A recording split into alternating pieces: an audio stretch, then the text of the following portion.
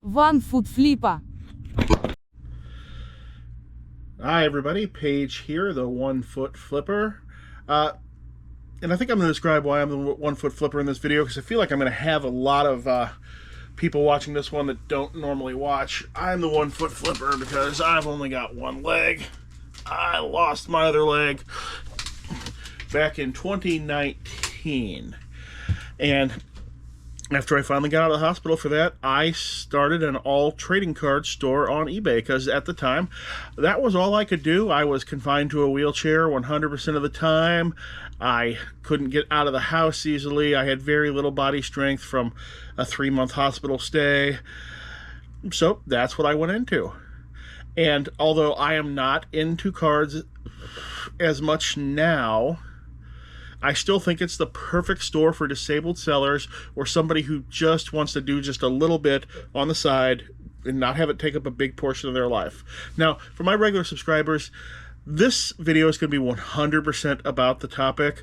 So if you're not interested, why don't you just hit the mute button, let it play in the background, do something else. Just help me out with the watch time, because I know this video is, in the short term, is going to tank because most of you aren't going to be interested. I know over the long term, plenty of interested people will find this video, and that's why I'm making it. Now, one of the good things for a disabled seller is that you can do everything in this store from a wheelchair, and your whole store can fit on one shelf. Mine is expanded to more than one shelf, kind of. I got there, and I got there. But you can do it all on one shelf. I went a little bit too big, but I'm going to, hopefully if you follow my advice, you're not going to go as big as I did into it, because I didn't used to time my processes, and I thought that the $1.99 lowest point trading card was worth just having massive amounts of, and I no longer think that.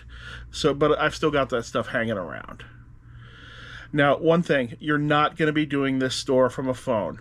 If you refuse to have a computer, go find something else to do, because you cannot manage a large eBay store from a phone properly, and a trading card store needs heavy management, and they tend to be very large. You're going to need a computer for equipment, and you're going to need a document camera. I suggest the Pivo here that I put up on the screen. They're fairly inexpensive, and that's really all the specialty equipment that you're going to need. Now, what kind of cards are we going to be selling? I would suggest to avoid sports cards unless you're an absolute expert at them. Because for one thing, they price out completely randomly.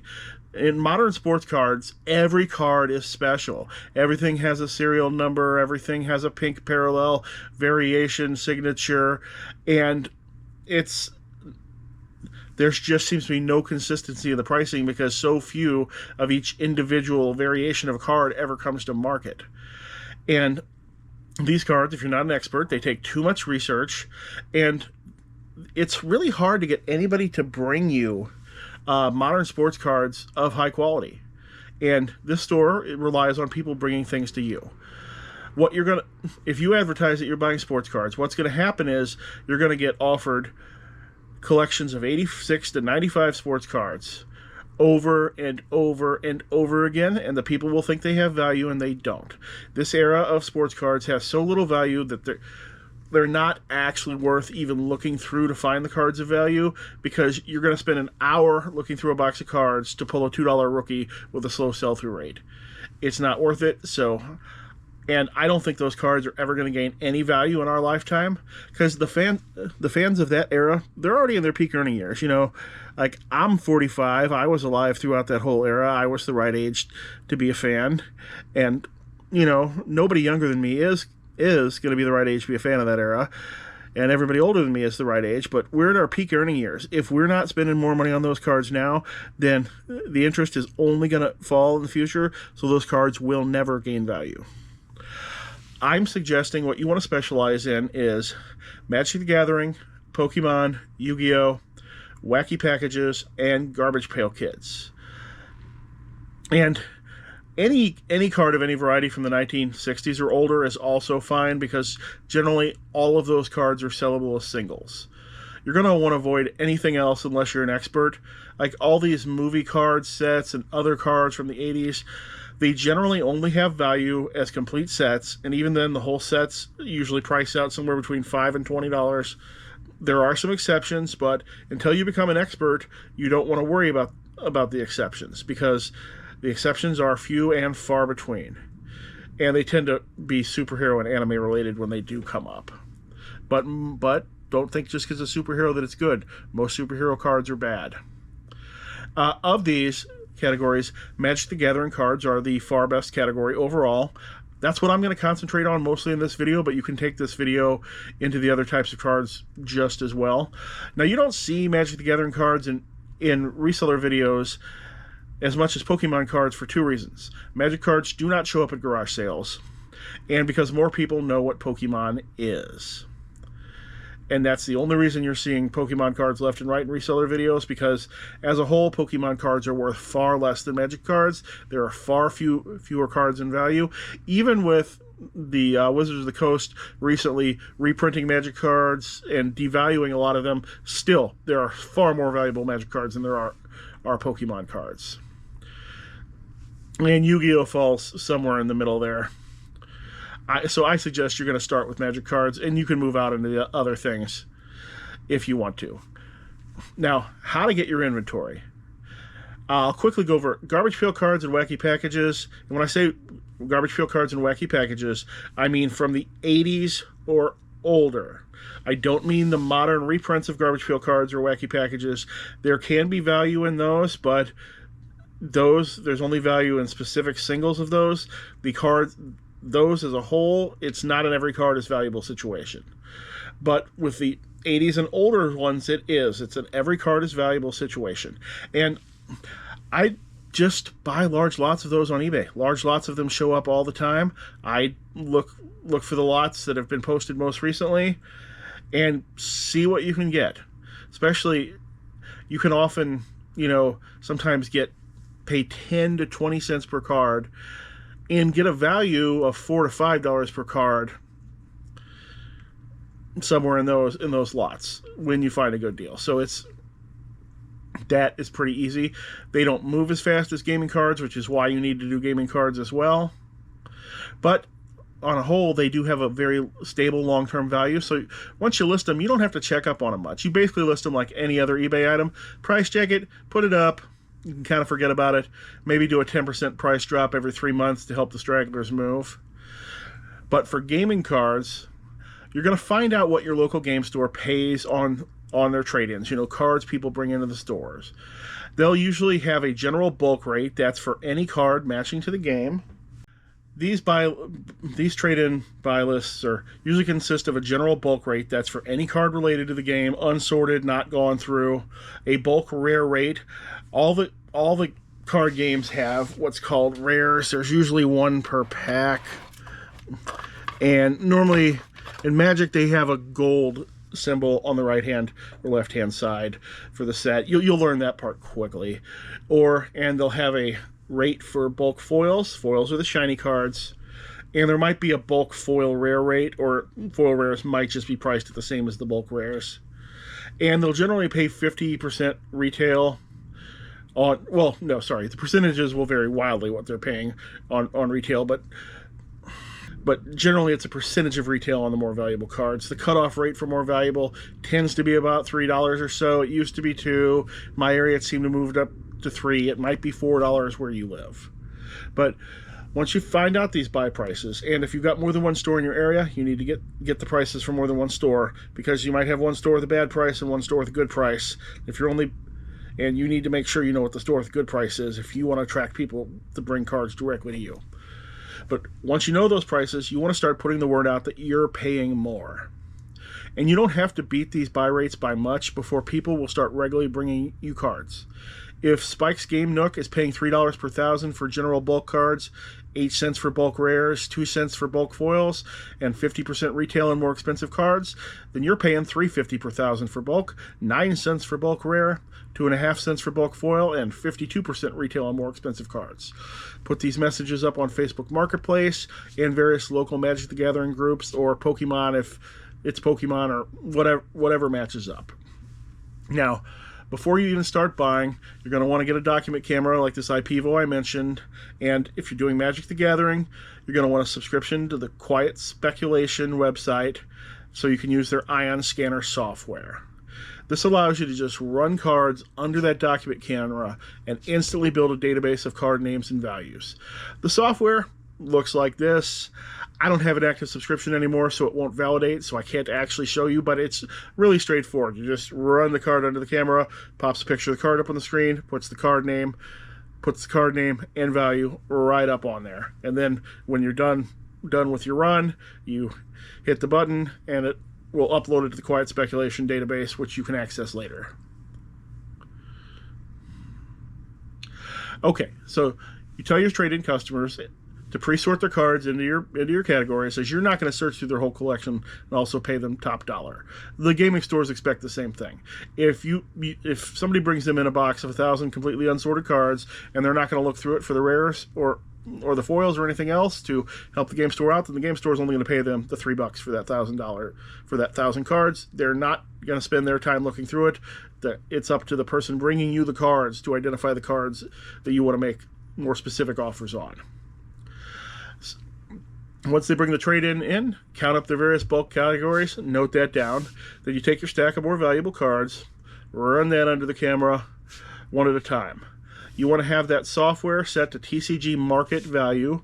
That means that's the actual price that card has been selling for on TCG Player in the last couple of days, and that is the most important industry price, and that's the one you want to base everything off of, even though you're not selling on TCG Player. And you can sell on TCG Player. Everything I'm talking about works here if you're selling on TCG Player. I just prefer eBay. And everything that you scan there that comes up over your bulk price, I suggest $3. But we talked about that. If your local area is 4, then go with 4. Leave that in the database. Anything that comes up from lower, just go hit the button, delete that out of the database it's making, and just set that aside to go back into the bulk category. Once you got it all down, you pay your source. Hey, thank them. Note that purchase in your expenses. Now, after you get established, you're likely going to get repeat sources who now trust you, and they'll just drop the stuff off and pick the money up later. And they'll often be actively looking at your store, and they'll want to use their trade-in credit to get things right out of your store with the proceeds. And that's great because there are no taxes or fees on that trade on those trades at all. If they have a $70 payout coming, but you haven't actually paid them yet, and they trade $20 of that mythical value for a card out of your store, then you only had a $50 buy. There was no sale there. You just traded. Now, Magic and all cards really do have unstable prices. So as soon as you do a buy, you're going to want to list every card of value immediately. You go into your Quiet Speculation database to view that purchase, as seen here. You'll see all your cards lined up, along with a bunch of optional financial information that, if you have an active subscription, you can customize. I can't customize what's in those columns anymore, as I no longer have an active subscription, as I haven't sourced cards in about a year. Now when it comes time to list, you're going to use that same camera that you used for scanning to photograph and list each card. Slap the card down, take a picture of the back, take a picture of the front, then, oh look, you've already got this database right here of all these cards that you're going to list. Copy and paste here the card name and set into eBay search, with it set to buy it now, price lowest first. If it's a foil card, a shiny, then add the word foil to the search or check foil on the checkbox on the left over there. Or if it's Pokemon, the word is hollow instead of foil. And see how we did it for this. Foil Sanctimony 7th edition. We see the cheapest one on eBay right now is $8 shipped. You're going to want to either match that price or undercut it by 1 penny. Or you can undercut it more aggressively. If it's a more valuable card, you might want to check TCG Player to see if there's a huge swing, because sometimes that can happen, but usually it won't be off by much between the two websites. Now, you don't want to price up under any circumstances.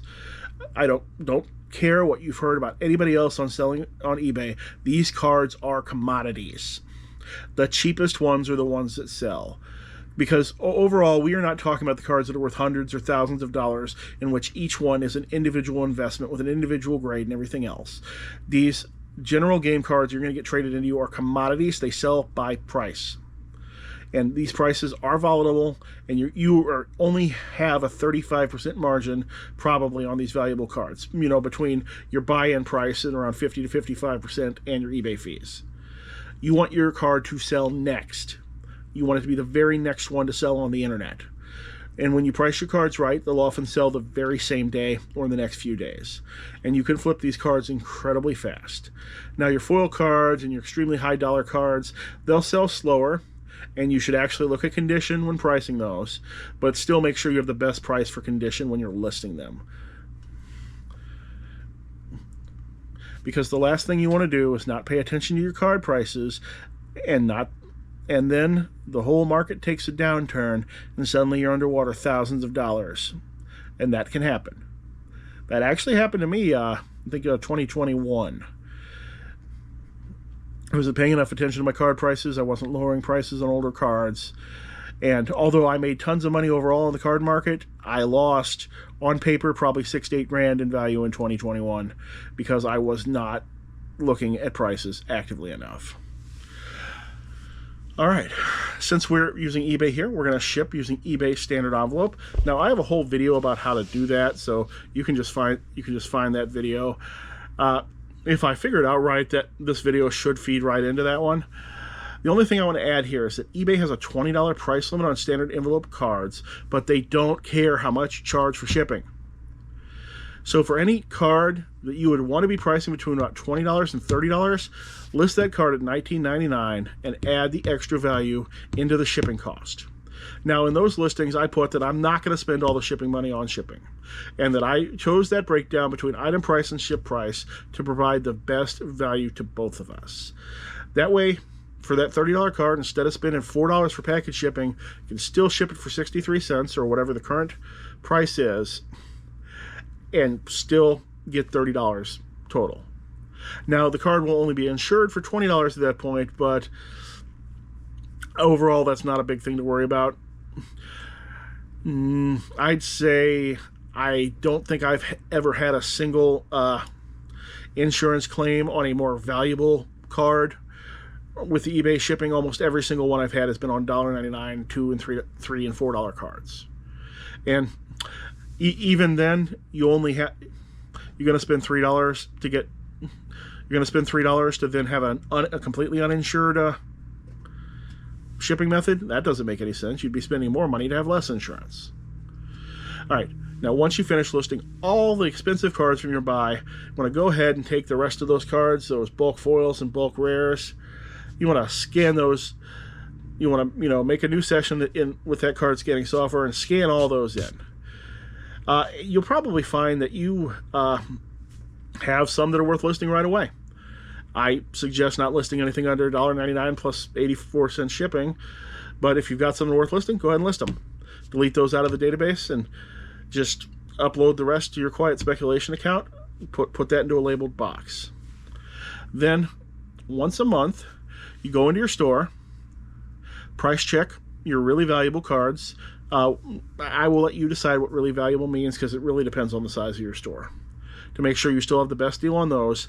And then you're going to bulk edit the rest to reduce the price, because obviously if you've still got the card, it's either a slow mover, a very slow mover, or you don't have the best price anymore. So drop it by 5% if card prices seem to be stable. If card prices seem to be falling, drop it by 10%. You could price check all of it if you wanted to, but that can be very time consuming if you have a really big store. Then you go over your Quiet Speculation account just once a month.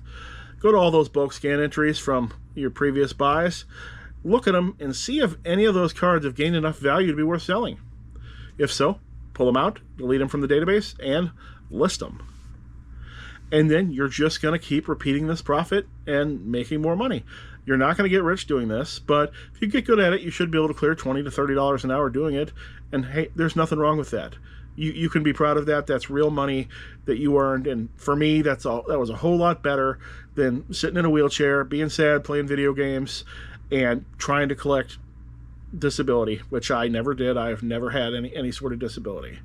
All right. Thanks for everybody who stayed on with me so long. Hope that, hey, be sure and subscribe if you're new. Please subscribe. Tell your friends. hit the bell for notifications, hit like and all that. Thanks a lot. Hope to see you again soon.